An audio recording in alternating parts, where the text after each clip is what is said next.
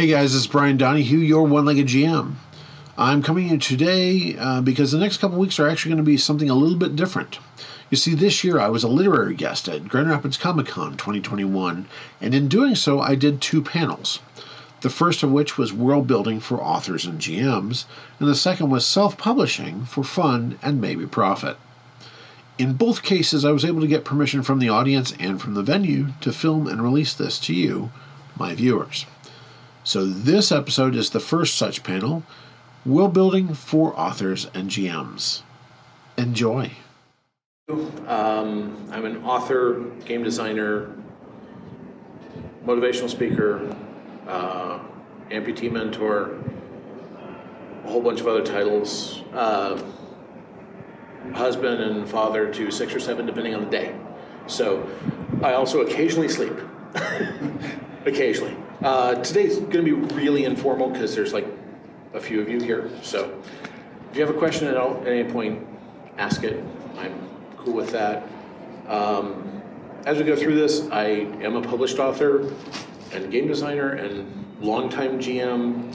So that's where we're going to cover world building for authors and game masters today. I'm coming from my perspective. Everybody has their own shtick. Everybody has their own way of doing it. If I'm hoping I can help you out if that's your goal, if that's what you want to do. But understand that all of us have our own method of madness, and being a world builder is very mad. Find my notes. I actually did prepare today, which is, as Jesse will tell you, as one of my gamers, this is far more notes than I normally have for my entire game sessions. So, yeah. As I said, I'm an author, game designer.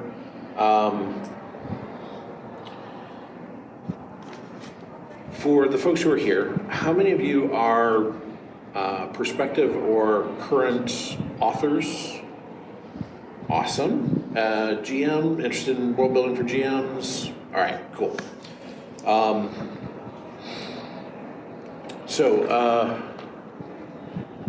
Author, have you published yet? Or Not still yet. working on it? All right, Working on it. Longtime GMs, been doing it for a while, not? I just started. Just started? Okay, cool. Have either of you done any game design, so module design or anything like that? Okay. A little bit. All right. What, you know what? Set that aside. What games are you usually GMing for? Governmental was 5th edition. Okay.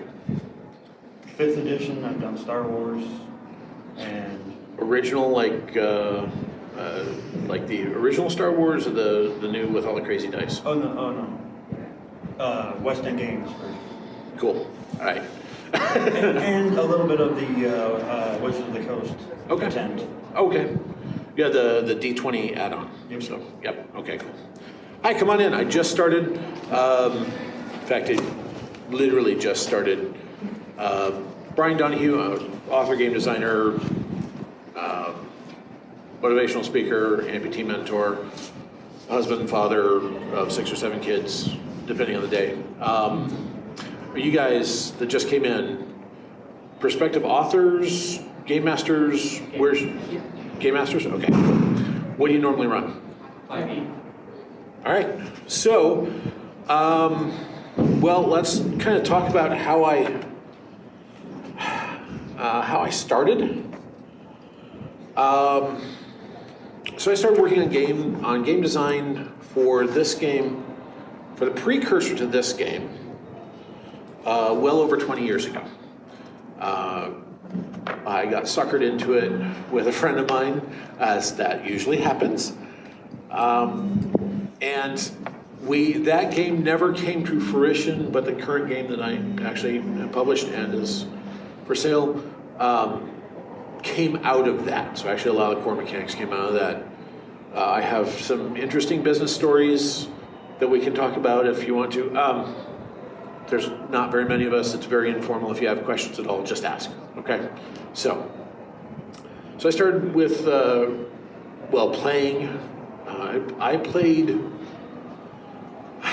original Redbox D&D. So I remember having to color in the stupid numbers on the clear D20 so you could actually see what you were rolling. All right. I still have a few of those modules, or a few of the. I have the spiral bound stuff that you put in the 3-ring binders. It's awesome. And very immature game system. Again, none of us would be here without that today. So during that, while I was working on the GMing side, I used to write stories when I was in high school. Never published anything, never even sent anything to publish. I just kind of wrote them for my own self. And then I wrote and published a nonfiction book called What They Don't Tell You About Church Safety. I actually happen to lead the safety team at my church. So I wrote nonfiction. Took a while to write that. Took a long while to write that. Sent it around to a couple different publishers. None of them decided to pick it up. So I muddled through the early stages of self-publishing through Amazon. So I figured out how to do it. Now I do have a couple benefits. I have a background in graphic design and marketing, so I didn't have to pay anybody to do layout or cover design because I could do that myself. But so I wrote that book, and then that was 10 years ago, I think, something like that. I'd have to look and see. But in the middle of the game design, working on the game, as I said, we kind of broke. The three of us who were originally partners in way back when for the game, broke up, went our own separate ways. I started working on the game. Picked up the game again, started running a homebrew campaign with homebrew rules. It literally is still in a file on my folder on my computer called Homebrew. Okay, so all the stuff that I published in that game system is still in a file called Homebrew. That's because it's sentimental to me. So in the middle of that, we were running beta testing the new rules for the game, and I was running a campaign. I wanted to run a modern day urban fantasy vampire hunt. So I started running that. The players seemed to really enjoy it, and the story got really fun. So I started writing it as a story. Towards the end, I finished the manuscript, the first draft anyways, and showed it to the players. They enjoyed it, so I thought, well, I've done the self-publishing thing with my other book. I'll self-publish this. And so I did. Published that book. People seemed to like it. People bought it. So I wrote a follow-up story to it, which was nothing like I had originally planned. Side note, when I'm writing my books, my characters do stuff that I don't ever want them to do. It's kind of like my gamers, legitimately. So my books go very weird directions. But I wrote that second book and a follow-up. So the first book, actually, this is the first book. It's called Incursion Nightmare. That's the vampire book. Wrote the second book. Came here so that came out in 2015. 2016, I published Fable, which is the second book, and came here to my first show. I was in Artist Alley. Sold some copies. People seemed to like it, and so I wrote the third book. Well, I kind of had to write the third book because book 2 ends on a hard cliffhanger. So the people who read book 2 and had to wait for the year really didn't like that. They liked the end, but yeah, I got a lot of very angry messages after they read the cliffhanger. So after we published the third book in the trilogy, we really were working hard and finally came out with the game. It's called Hidden Worlds Incursion. That's the entire game manual, by the way. This game is what came out. It is we published it, launched it in 2019. We were here, it was 2019, and then, of course, last year. But, so I've done the world building. The game, the books, they all take place in the same world. So I've done that world building a lot. And I've written, as a longtime GM, I've also done other campaigns, so I've done that. So that's my background and why they think I should talk about this stuff. So, let's see here. Make sure I covered it.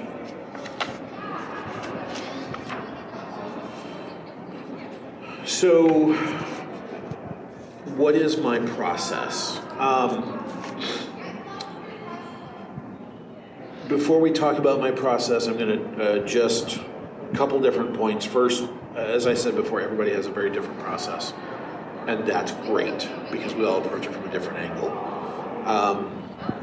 Find the one that works for you. My second comment is I'm going to tell you what I do for mine.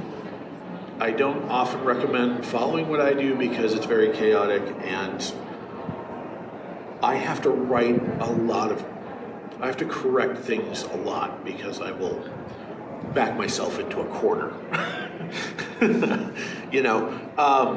And that's terrible to be in that position. Well, as a GM, in world building, if you back yourself into a corner, you can do a couple things. You can retcon. If your players are good about it, you can go, all right, no, you know what, that was a screw up, never mind that, let's do this different. Or you can kind of be creative and work around that. As an author, if you back yourself into a corner in a book that you publish, you're screwed. You have to get really creative to get around that. So there are ways that, and we'll talk about some of those things. But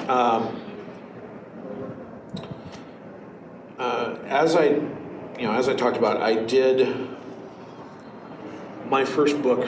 My first world building was actually written during a gaming campaign, so I did have some bonuses there. Now, where my process took a real weird turn was my game campaign was a very small area for the world building, and I kind of locked it in with a lot of things. Book 1 was a vampire hunt. Book 2, I dealt with the Fae here in Grand Rapids. It's not where book 1 takes place, so I didn't introduce the Fae in book 1. So I had to really do some interesting world building. And book 3 just was finishing the story. So when I'm doing a campaign or when I'm even writing a book, my biggest problem is I'm a very seat of the pants kind of GM and storyteller. So I write and tell it as I think of it, and sometimes later regret that. For instance, one of the characters in the trilogy, I described a very certain way, and was originally going to be a very minor character, kind of not show up very much at all. They turned out to be a major character in book 3, and I had to reconcile that because it's a very different character than what I wrote originally in book 1. So, as an author, if you screw that up, your fans will yell at you. It's just the way it is. So you do have to kind of work with that.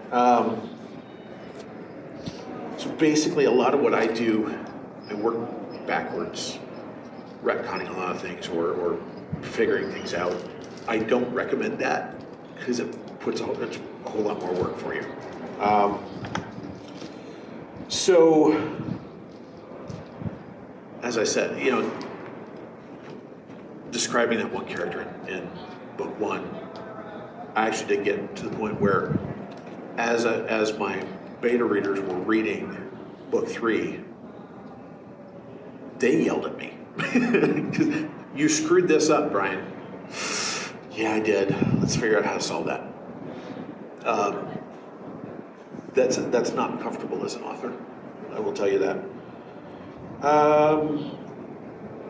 So, how do I actually recommend you start world building? And this all applies to both authors and GMs. I really recommend a couple things. Consistency is the key, as we already talked about. And you guys know this, if you're longtime GMs and as a budding GM, consistency is the key. If you say something is, if you describe or say something is true, you need to have a very good reason for it not to be true. Now, if you have that reason, absolutely, that's a great way to go. Consistency is the key until there is reason for it not to be the key. Okay.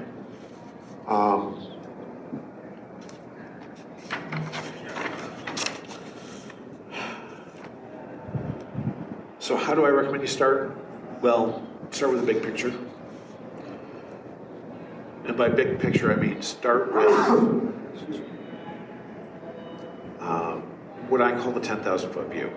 For an author, what's your genre? Start there, okay? Because a world building for a fantasy world versus an urban fantasy versus science fiction, a close technical science fiction or a epic science fantasy, all of those are very different processes for an author and also for building a campaign as a GM. So start with your genre, figure out how big your world needs to be. For my first book, I really wasn't planning on a whole lot of afterwards, so my world was small. It was literally a town in Colorado that I've never been to. Okay, true story. I literally, in the middle of this campaign, at the start of this campaign, I said, all right, you guys need to go here. It's a bunch of brand new government monster hunters. They were on their first easy mission. And I was like, all right, I got to find a place to send you. Google Maps, pick a spot. Yep, it's this town in Colorado. It's really just completely, just made it up on the spot. Well, then I actually had to research that town. So Google Maps is your friend for that. I'm just saying. So figure out how big your world needs to be. Does it need to be, if you're doing an epic sci-fi, how big's your universe? With the understanding that how big that universe is also will relate to how does travel happen? What does all that look like? For fantasy, as a GM, where are you putting your campaign? And again, how big is that area? Because then you have to deal with travel. You may have to deal with travel by sea, by boat, or is it the epic journey of Lord of the Rings, or is it all staying in one little town and the surrounding area? So figure out the scope, because that also lets you figure out your details. And then always ask questions. The big 6 questions: who, what, where, when, why, and how. Always ask those. If you come up with something for the book or for the campaign or for the world, ask the questions. How does that happen? How does that affect this? How does that affect that? And I start, kind of down the list, some questions I wrote down for who are your main characters? Who are the major antagonists? Who are the power players in your world? And how do they all interact? That's a great way to start with coming up with a compelling story. And world building is leading to a compelling story, whether you're a GM or an author or whatever, right? What's the structure of the land? Does it all take place in one little valley? Is it, a continent? Is it a planet? Is it a solar system? What's the structure of countries or political subdivisions? Are there countries? Are there towns? Are there villages? If it's fantasy, is it a feudal system or is it something brand new? Look at governments. And then one of the other things is, and this applies to both as well, what about religions and pantheons? Religion affects, look at modern day. Religion affects what people do, where they're at. In a fantasy game, your pantheon, especially if you're in a game that uses classes, like a cleric class, kind of is reliant on their pantheon, right? On their god, goddess, whatever.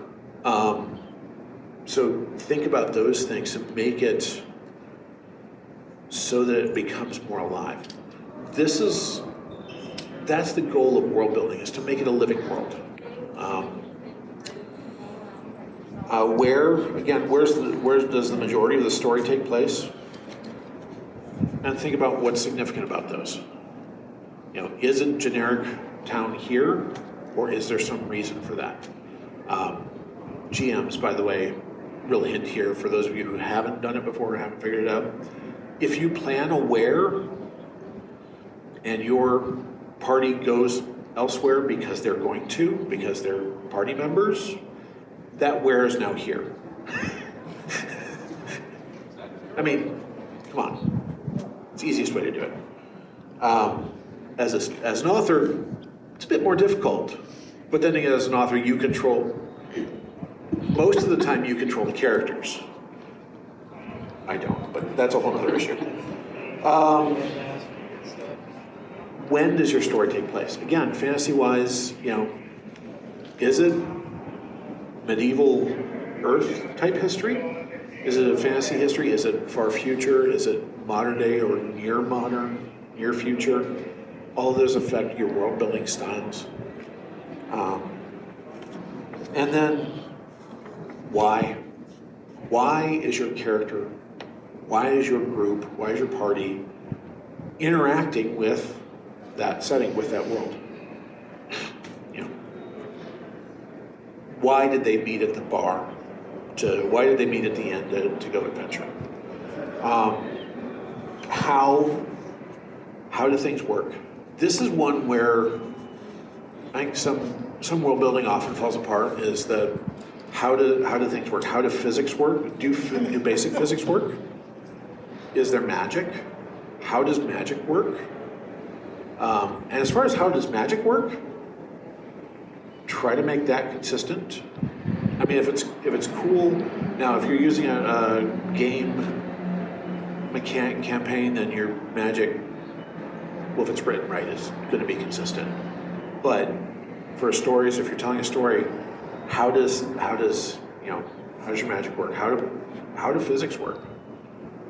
Make them consistent until it's important to not be consistent, but make that intentional. Okay.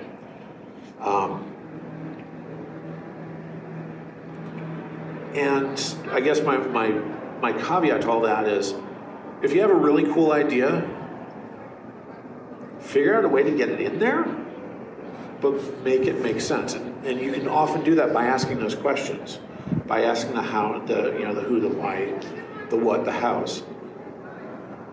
Cool ideas are great. Just make sure that makes sense in your world building. But think through the ramifications of that. So if your cool idea is, well, what if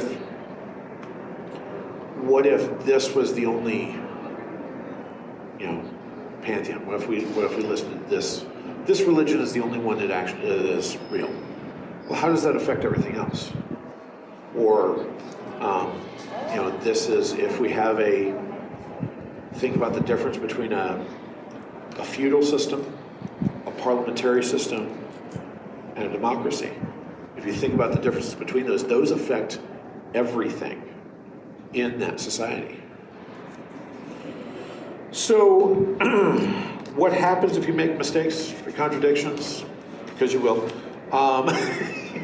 We all do. And how do you avoid them? Well, if you make the mistakes, as I kind of talked about earlier, as I kind of touched on earlier, legitimately, as a GM, either retcon it with your players' knowledge, say, you know what, I screwed up. It's okay as a GM to look at your players and go, you know what, I screwed this one up. I meant it to be this. Let's walk that back. Or figure out a way to make it work creatively. As an author, once you publish, for future stuff, you got to figure out how to make that work. It's just, that's your only option. So how do you avoid a lot of the mistakes? As a GM, try to take some notes. And I realize that's very hypocritical coming from me. But try to at least take notes. You don't necessarily have to plan the notes in advance. Like when I start a campaign, I may have a sentence or two of the overall campaign thought. I actually don't know anything that's going on until the first session or two after, because I open Sandbox the first session or two, and then I figure out what's going on in the world, in the campaign. But I'm taking notes so if I say, hey, this NPC is here, I'm writing down NPC name, location, so I can be somewhat consistent for my players. And to be fair, most of my games, I have a couple players who are the note takers. I love it, because they're all good. A lot of them are very good with me. I'll go, all right, what do I call this guy? And they'll come up with a name. Because that's worth it. As an author, get good beta readers. I have a team of beta readers. One of them actually is I call a continuity editor. David, who's actually here today at my booth, but he is the one who, if I say somebody has brown hair here, if I then say they have black hair, 12 chapters later, he sees the details and catches that, and has saved my butt way more times than I can count. So beta readers are very good as an author. Either way, take copious notes as you're doing it. Again, whether you want to pre-plan your campaign or wing it, take copious notes as you go. And I do that a lot as an author, and actually as a GM, I take notes in software on the computer. I have the writing program I use has what it calls a resource folder. I can save web pages there. I can save character descriptions there, so I can actually always go look and see in that. Take advantage of software. We live in a technology world. Take advantage of it. That's one of the best things I can tell you to do. And I can talk about the software I use and some other software as well, but I'm going to think here, and I probably have talked a fair amount. So, questions. How should we go about addressing symbolism, and besides just having symbolism in the first place in the story of the world? And what we're trying to tell that is? So symbolism can be... Symbolism done right is very, very good. Done wrong, it becomes tacky, unfortunately. As far as putting symbolism in, really think about how you want it to come across. Don't jump to the obvious. Don't be, to use the phrase, ham-fisted with it. Don't beat someone over the well, let me step back. If that's your style, it's your style. But legitimately, unless you're writing a political book or something that is designed to sway somebody, don't beat somebody over the head with like a club. Be subtle, and that's okay. By the way, if some people don't catch it up overtly, it still seeps in if they read, either as an author or a campaign or as a GM. So use symbolism sparingly and well, not ham-fisted, and don't beat them to death with a club. Well, one more question, Yeah. sorry. Yeah. When it comes to symbolism, should we be critical of how it plays into the story, critical of the kind of message we're trying to tell, or like non-critical? Always. Okay. Yeah. So No, in terms of critical, we're critiquing it.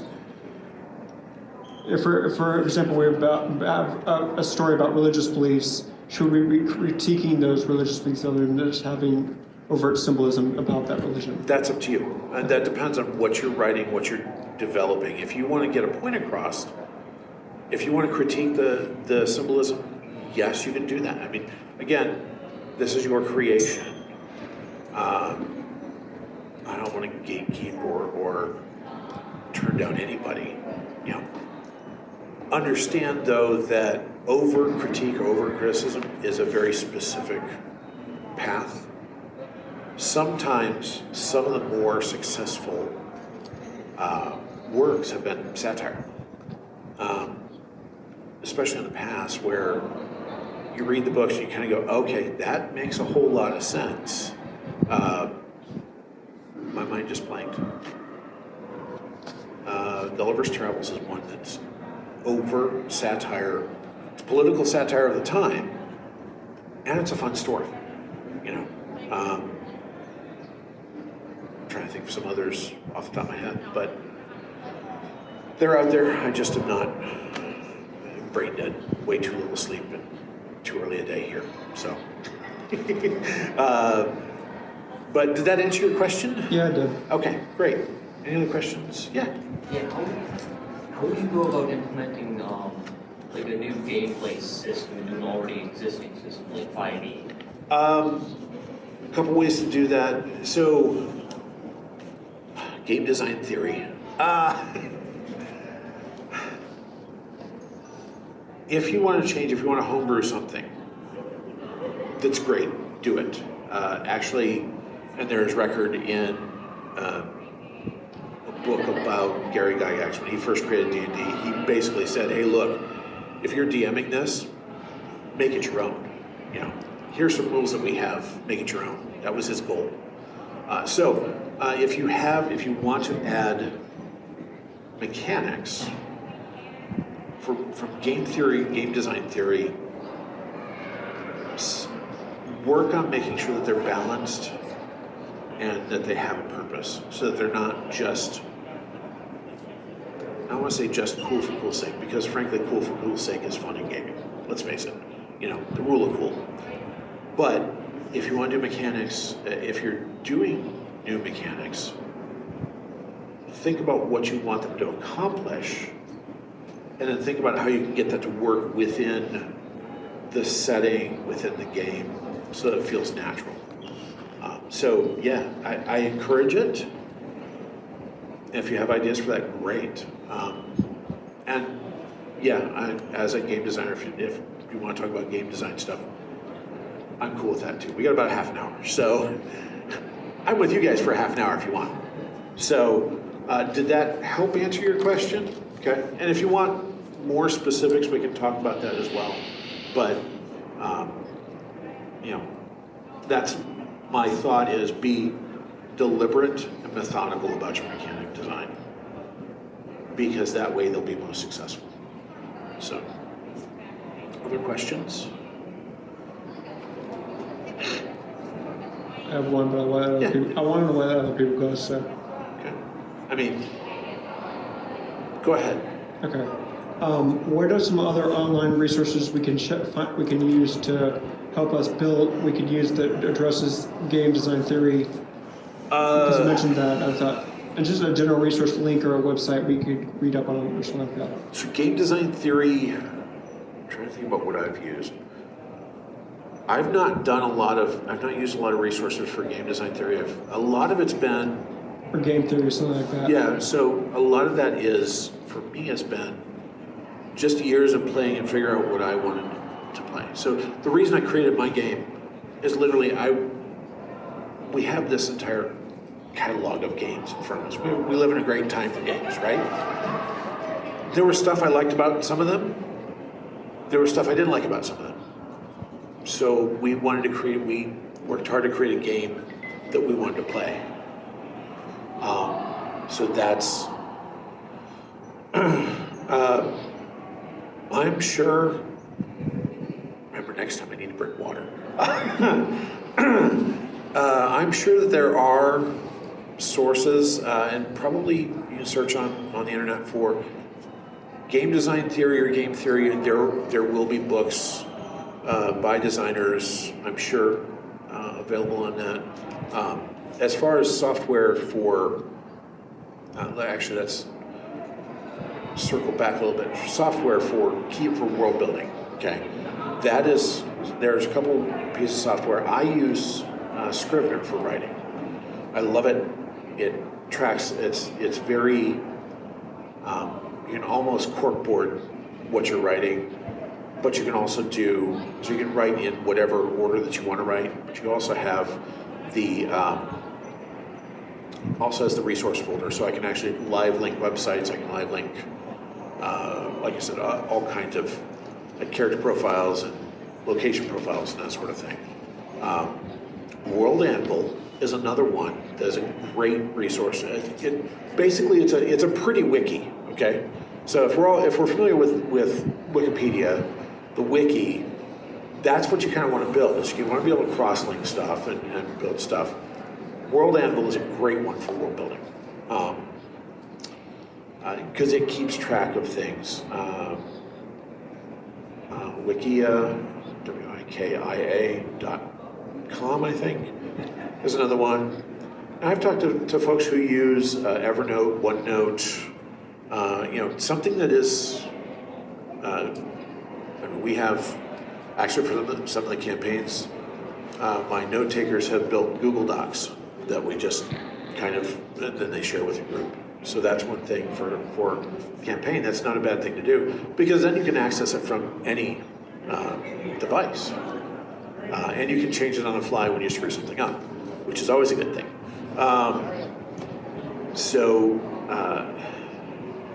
I know I didn't answer your question directly, but I know of World Anvil, so yeah, and I do recommend taking a look at World Anvil. No, I'm not sponsored by them, but they seem to have a great product. Campaign Cartographer is another one, especially if you're looking for maps and things. They have some fractal mapping programs that actually can generate both anything from town size up to continent planet size. It's awesome. So those are a couple of resources that I use a lot. Any other questions? Yeah. What's a great way to set tone for a D&D campaign? Oof. So you figure out what tone you want to set. Is it going to be dark? Is it going to be humorous? Is it going to be silly? Is it going to be, that is all in, and all of that actually does apply to your world building, because if it's going to be humorous, well, don't plan on, first of all, you're going to add some funny names in there, you're going to have some of that funny stuff. And let's face it, your players are going to be goofballs anyways, because that's what players do. To set the tone, I usually do what I call a session zero. A lot of people call it a session zero. So a session zero is the initial setting before you even get into anything, where you talk as a group with your group. What do we want the tone of the campaign to be? Is this a dark Call of Cthulhu where, we're worried about everybody's sanity, or is this a lighthearted game? Is this classic dungeon crawl? You set the tone. You sometimes set the basic setting there, but you also talk about what characters are going to be like, because when you set the tone, that affects the characters, and the characters also affect the tone. So the best way to set that is get together for a session 0 with your group and say, here's what I'm thinking about running. What do you guys think? Guys and gals, whatever. Does that make sense? Did that partially answer your question? Yeah. It's one of those where you have to decide. You have to decide as a group, because if you want to run a dark Call of Cthulhu campaign and they want to run a Benny Hill campaign, it will suck for one of you, either for the players or for the GM. So get some agreement into what you're going to go into first in that session 0, and then you can plan on creating the characters and setting the world and the campaign and that sort of thing. So that would be my advice, and I do that now. All of my campaigns, I run a session 0 where we talk about the setting, kind of sometimes the overall story arc, but also we talk about what characters are going to be involved and kind of set the tone that way. You look like you've got a question. I have some things that yes, that's a good way. Okay. Have you remembered any of them? All right. And if you do, just shout it. Any other questions? Yeah. Writer's block. Do you have any tricks like trying with things when you start and then you just blank for a little bit of time and you're like, oh. It sucks. Just get past that, or? For me, for writer's block, if I'm writing a story, a novel, if I'm writing fiction, I have to walk away from it for a little bit to get past whatever that block is. For me, that means gaming, because that's one of those where my creative juices flow when I'm GMing a game. And so when I start GMing, I start thinking about problems and thinking about solving things, and then usually I can go back and start writing again. The other thing is consistency. So getting some words on paper. The last option for me, and once I kind of gone through those steps, I reread what I've written so far, not to edit, but to get the flow. Once I get the flow, then once I understand, because at that point something is going to trigger in my memory and go, oh, that's where I was going with this, and I can continue on. So does that help you? Okay. Any other? Yes. Creative freedom. In your opinion, how much should go to the GM or the player? Should be like 50-50 all the way, or what do you think is more based on like the group? So, what do you mean creative freedom? Like, we're gonna start a campaign. You guys create backstories, like just kind of where you live out, just throw it in, or how you want to hear. Like, where's the limit, do you think, for healthy creation? Good question. For me personally, on a campaign, a lot of it for me is I am a yes and GM. So I will roll with the punches. I'm as I said, I'm very much on the fly. If my players say something, do something really weird, I expect it. So I roll with it. And it's either yes and yes but or no but.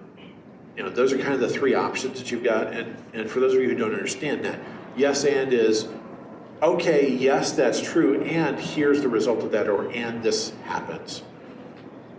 Yes, but, yeah, okay, yes, you certainly have that, but here's a limitation on that. Or no, but, no, you think that's true, but it's not really true, but here's something else to redirect. So that creative freedom,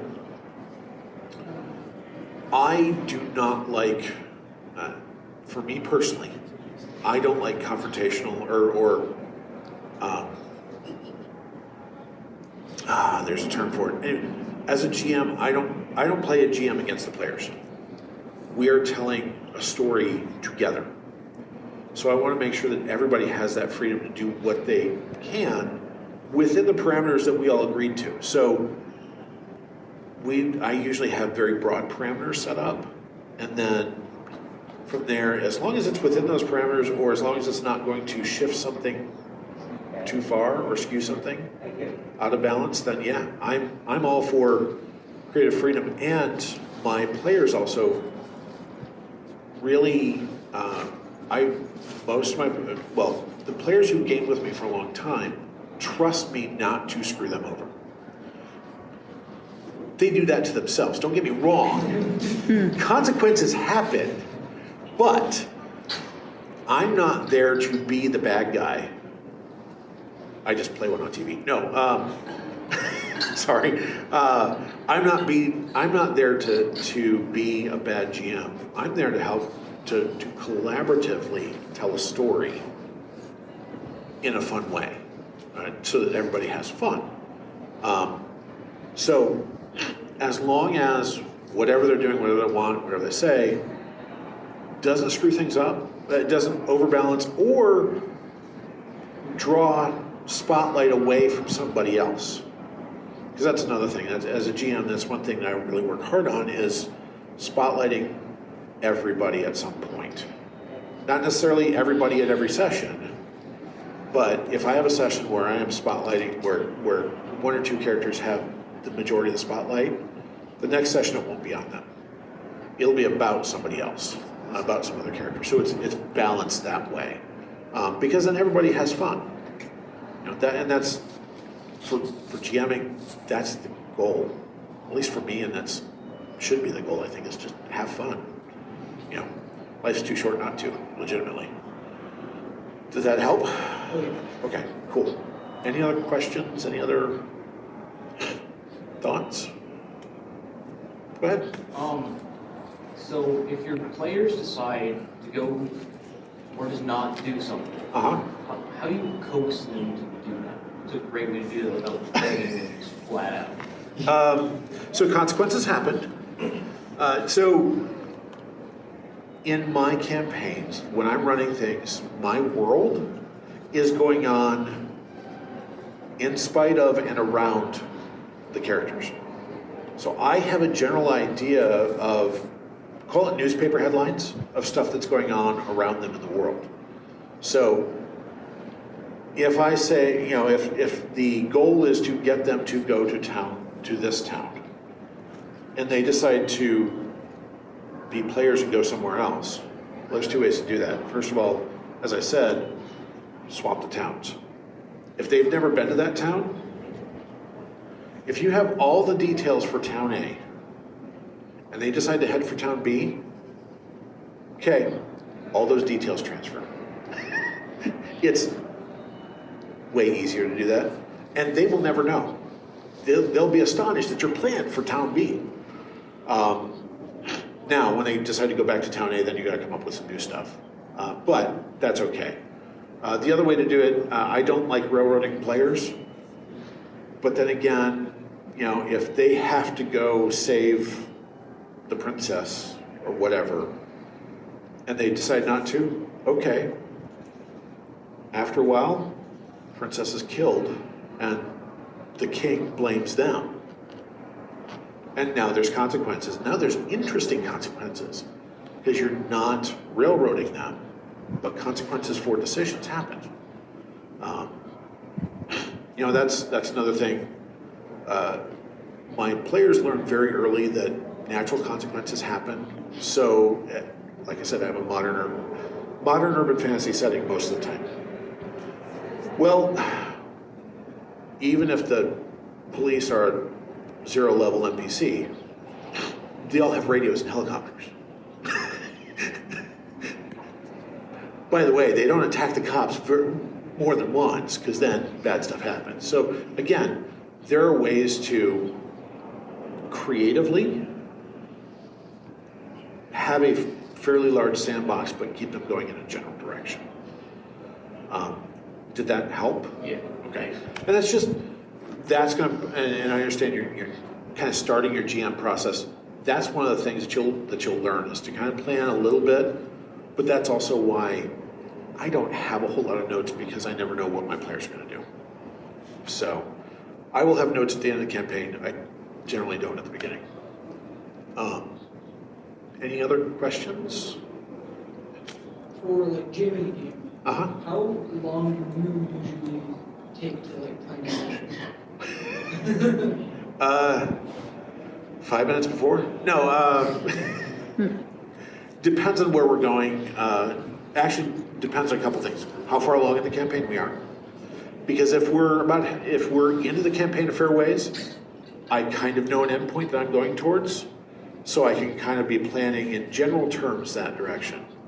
Also depends on what we're doing that session. If we're if it's just if they're searching for clues in a random encounter and they decide to go to a club or something, I don't do nothing. That's all made up on the fly. If they're going to go explore some ancient ruins or search out something, then yeah, I've got to generate a map at least, and I'll fill in some details. Usually come up with a really weird name. But other than that, I make up stuff on the fly. And then as we're doing the thing, I'm writing down notes about what I put in that room, because I'll forget. Does that help? So and that is a comfort level for every GM. Has to be different. And I know GMs that meticulously plan out like entire campaigns and worlds, and that's great if you can do that. I can't. I don't have the patience. Can I give some input? Huh? Can I give some input? Yeah, go ahead. So I'm still kind of a new GM myself, but I'm running some of the demo games for Bryan. If you need practice improvising, there are some really great one-shot modules online. Grant Howitt has put out some good stuff. There's one called The Witch is Dead, where you literally roll for everything, and I made myself improv that entire session. It was really good practice because you weren't locked into anything. So what happens if we go over here? You know what? This is what happens. You have no restrictions because I overplan. And then you get yourself locked into rooms that you can't get out of. And so if you kind of give yourself some practice with improving, then it kind of opens up your thought process a little bit. So for me personally, as like a newer and less experienced, that's been really helpful. Also, we co-wrote a module. I'm a lot more comfortable running that module than I am other pre-written stuff because I made it up. Yeah. And as for a new GM,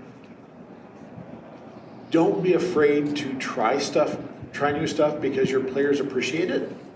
Your players also appreciate not having a GM. So if you volunteered to be a GM, your players will like you for that because they don't have to. So don't be afraid to improv. Try something new. And if it fails, who cares? You still had fun, right? As long as you have fun, that's legitimately the end goal of gaming, is to have fun in that session and connect with people. And if you do that, who cares what happened? Legitimately, who cares, right? Does that help? As far as the new GMing goes, does that help you? Yeah. Okay, cool. Any other questions? How are we doing on time? Got about 8 minutes. I think it's about time to wrap it. I am back in Celebrity Row. Come check me out. I do have, as I said, this was the first book in the trilogy. I have the entire trilogy here. It's the Knight's Bane trilogy is the trilogy. This is the role-playing game. We are running demos all weekend long. This is the entire game manual, by the way. It's $25. Player guide, GM guide, monster manual, it's all right here. And if you come to the booth, I'm not going to take too much time to plug my merch. Okay, let's face it, I'm going to plug my merch, all right? It's a fun game. It's designed to be easy to play, fun to play. Couple very quick highlights. Single D20, no classes, no levels. Skill-based use, story-based advancement. Combat is quick and deadly for players, quick for characters. I run a table of 6 to 7 players. I run a big table, all right? I can do a boss level combat in an hour and a half. That's a day and a half for, 5e. Tell me I'm wrong, right? I've been in those combats. Completely open magic system. Lots of other fun stuff. Unique combat system, which actually makes one of the ways it speeds up is combat is interesting. Everybody's doing their actions kind of intermingled instead of okay, you can do all your actions, then you do all your actions. And while you're doing your actions, I'm going to go get lunch. We've all been in that combat, right? Mm-hmm. You don't get that in this game. So that's why we created it, and we created it specifically. Like I said, I created the game. We created the game. I say my name's on it. I acknowledge I have a great group of friends and players who helped me develop it, okay? We developed a game that we wanted to play. So come find me. I'm in C19, I think it is, but it's on the back wall, right in between the guest authors, the daily guest authors, and Derek Paducah, the guy who writes the Dragon Ball Z fiction. So I'm right there. You'll see I got a bunch of merch. You'll see me. So come chat if you want to chat. And if you have questions elsewise, come see us, you know. Is that, any other final questions? Well, guys, thank you so much for listening to me ramble for a while. I do have another panel Sunday, I think.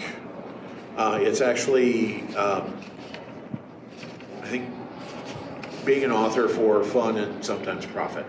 Publishing. Yeah, so if you want to come back and we'll talk more about the kind of more interesting side of the business side of things, we'll be doing that. Other than that, if you have more questions, follow me down the booth. Come see me. I'll be here all week, all weekend, whatever it is. Thank you so much, guys. Appreciate it. Hey, thank you so much for watching the video. I really appreciate it. Before you go, do me a favor and like and comment down below. It really helps us out in the algorithms. Also, before you go, if you have not subscribed to us yet, smash that subscribe button over there. And I probably have another video waiting for you to hit and watch right there. Thank you so much. I really appreciate it again. You guys are awesome. This is the One Like a GM. Happy hunting.